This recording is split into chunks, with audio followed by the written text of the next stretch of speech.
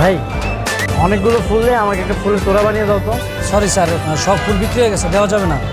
Sorry সাইডে সাইডে madam আছে।